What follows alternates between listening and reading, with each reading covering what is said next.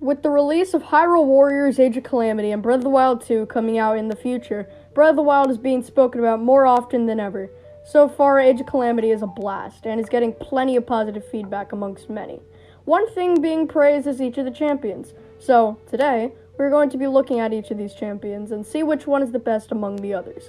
I'll be ranking these based on design, divine beasts they associate with, personality, and abilities they give you. I also won't be including Link, so it'll only be the other four. If you haven't played Breath of the Wild or Age of Calamity, I will warn you there are minor spoilers in this video. With that out of the way, let's get ranking.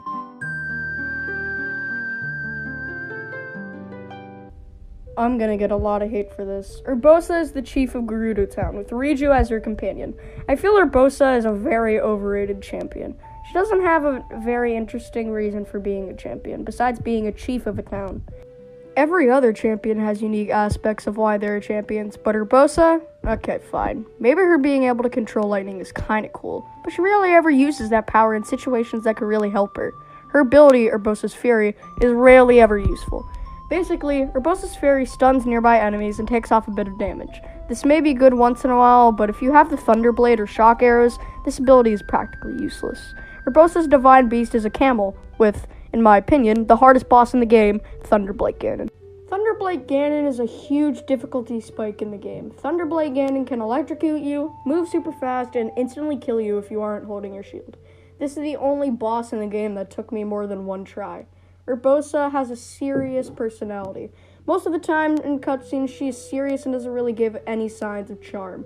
She doesn't even get more interesting in Age of Calamity or the Champion's Ballad. She looks like any other citizen of Gerudo, which makes sense, but they could have made her design a little more creative. Riju, your companion throughout the period of time taking Naboris, is also really boring and doesn't have a creative design. I got that she is mainly just there as a way for you to advance through the mission, but the other companions have charm to them and look different from their races/species. Her moveset in Age of Calamity is very simplistic and just feels like you're playing as a regular knight. During the Naboris mission, it was probably the only time I rolled my eyes during the game. The Yiga clan hideout was also a very tedious part of the game. It was a pretty bad stealth section. Normally I don't mind stealth sections. In fact, I enjoyed the stealth section in Death Mountain, but something about the Yiga hideout was just so boring and tedious. Overall, Urbosa is just a bland and boring character, with little to no special characteristics that help her stand out. I don't really hate her, per se, but they could have done something interesting with her.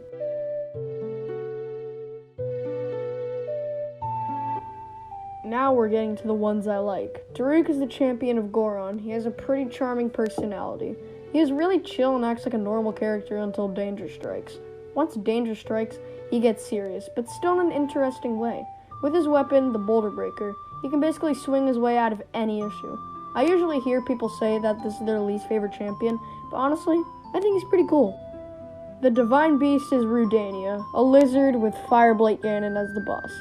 Fireblight is pretty simple and easy, but simple enough to where you can still have some sense of challenge. There is a stealth section leading to Rudania that people don't really like, but personally, I thought it was fun. One of my favorite stealth sections. Your companion in Death Mountain is a cowardly Goron, Unibo.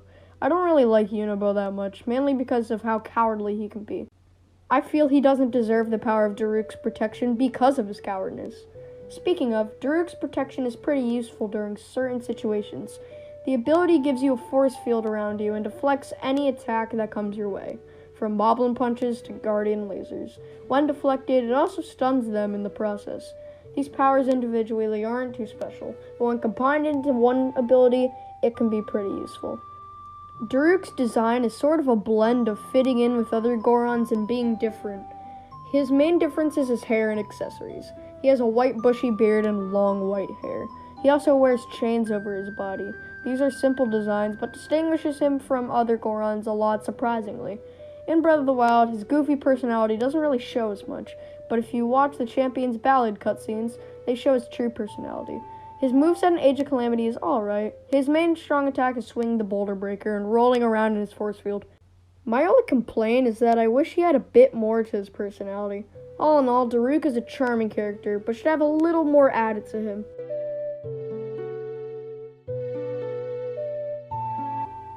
Mipha is the princess of Zora's domain. When it comes to Mipha, I can't really think of any complaints for her. She is very nice, brave, and a strong champion. She protects her base at all costs and isn't afraid to put herself in danger. Her divine beast is Ruta, an elephant with Waterblight Ganon as the boss. Waterblight Ganon was a good difficulty. Not too easy, not too hard. Your companion throughout the Ruta mission is Sidon, the younger brother of Mipha. Mipha's design is mostly accessories, like necklaces and bracelets, but it's enough to distinguish her from other Zora. Her ability, Mipha's Grace, is super useful during boss fights and tough situations. Once you die, she heals you back to full health, plus a few more hearts. This may sound like using a fairy, but with this, it doesn't have a limited amount of hearts it can restore, and adding extra hearts. What I like most about Mipha is that she's so simple yet so interesting. She really shows how much she cares for her home and her species. She is willing to risk her life against a Lionel in Age of Calamity in order to save Sidon. She is really good at making friends with anyone. In Age of Calamity, she immediately becomes friends with the little robot guardian that follows you on your journey throughout Hyrule. Her moveset is very easy to learn in Age of Calamity. She can be a real powerhouse once you level her up enough. Mipha is great and all, but there is only one other champion that can top her.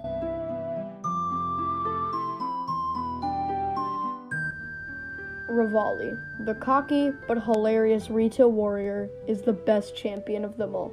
Why?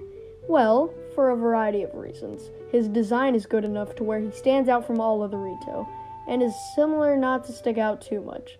He carries around the great eagle bow on his back, ready to fire at any moment. His aim is almost perfect, so perfect that he can aim perfectly while flying around in the heavy winds.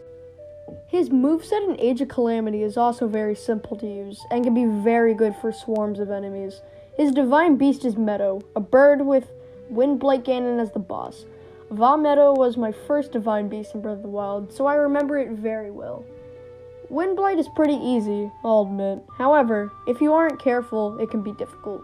Your companion during this is Teba, by far my second favorite character in the game. He isn't afraid to put himself in danger to protect his son and the rest of the Rito. He got his inspiration from Revali, and even spends his days at Revali's old flight range. Revali has an excellent rivalry with Link. He is always trying to make himself look better than Link, and thinks highly of himself as a whole. Even with that, he still cares for everyone, including the Rito. Revali's ability, Revali's Gale, is by far the most useful of the bunch. Hold down the jump button and a gust of wind brings you up to the sky. If you really think about it, this can help you out of anything: dodging an attack, escaping a strong enemy, and getting from point A to point B with ease. His voice acting never gets old, and whenever he is on screen, I can't help but become intrigued. He is possibly the most skilled champion.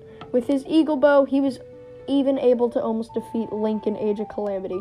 His skills, design, moveset, divine beast, ability, and his characteristics all blend together, make him an excellent character. Revali is definitely my favorite character in Breath of the Wild, and the best champion. Breath of the Wild and Age of Calamity are amazing experiences and have very well-written characters, the champions being the most interesting. The writing of these characters is one of the best I've seen in a video game in a while. And with all that, these are my rankings. If you haven't played Age of Calamity or Breath of the Wild, do so. You won't be disappointed. Peace.